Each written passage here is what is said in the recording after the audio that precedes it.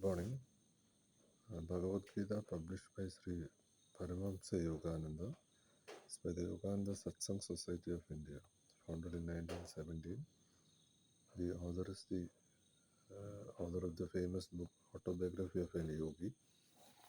Today we'll be discussing in chapter 16, verse 4 and 5.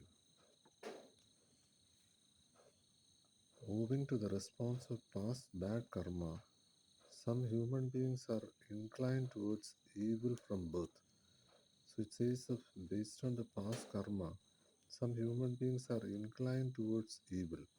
See, when we observe certain people, they do some evil acts, but we think why they are doing like that. But the plan is like that. The law of karma or the divine script leads to that actually. And the evil inclined misuse such possession as power in whatever perverted form, or money or social status, or bookish intellect as a sign of their greatness or accomplishment. When we observe people through the money and possessions or even the bookish intellect they observe, they magnify their self-importance with ostentation, braggadocio, and hypocrisy. They arrogantly demean others to make themselves appear grandeur and are wholly egoistic. When we observe everyone, at least in some point, we will feel that we are superior or some other are inferior. Or we say that we are inferior and some are superior. No, we are spark of the divine appear and are wholly egoist. See, all this is happening because of our egoistic mind, egoistic self-interest.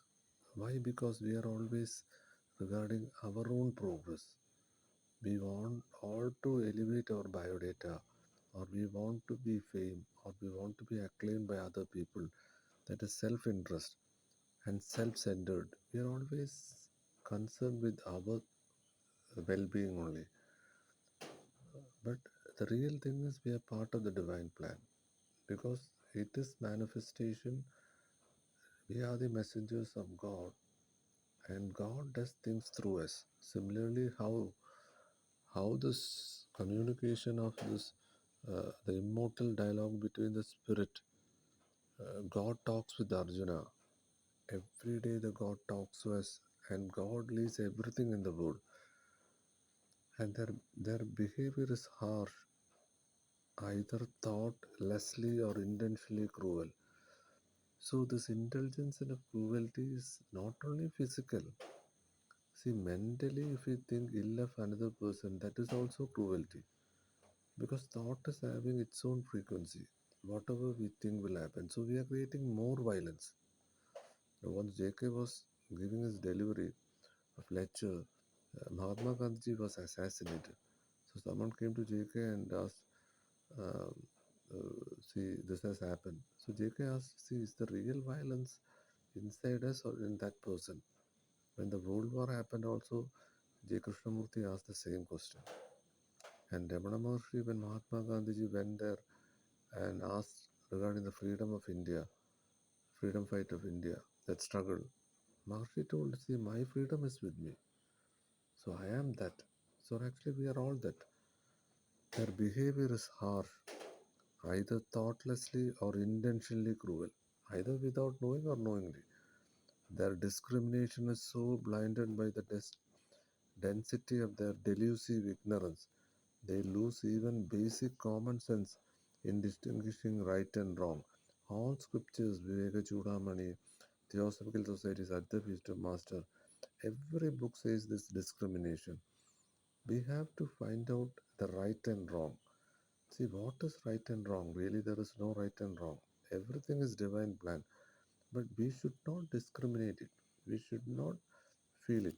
And thus they act from their own mental standards of distorted conventions and values, inflicting on others their misconception and misguided behavior.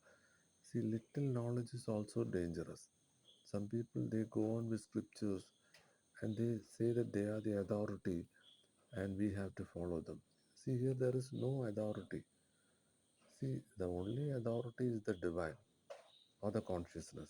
We can name it Krishna, what do you call, Jesus Christ, Allah, Buddha, or whatever name.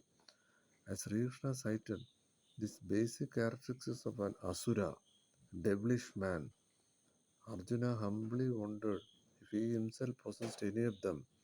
The Lord, preserving the thought, reassured his disciples. So we have to analyze ourselves. Are we divine or we are asura? Asura Varga, we used to say. That is the devilish man. Arjuna question occurs to every devotee as he preserves in the spiritual path and carefully analyze himself. We have to analyze himself like Arjuna because we are all doubtful. We don't know what to do, what to think, and what our action should be. In some places it says we should act. Inaction is better than action. And it says action in action and inaction in action. He's happy only when he's understood by soul intuition. Soul intuition is the important thing, and he's rightly approaching the blissful God. And that is the approach we have to maintain. Thank you.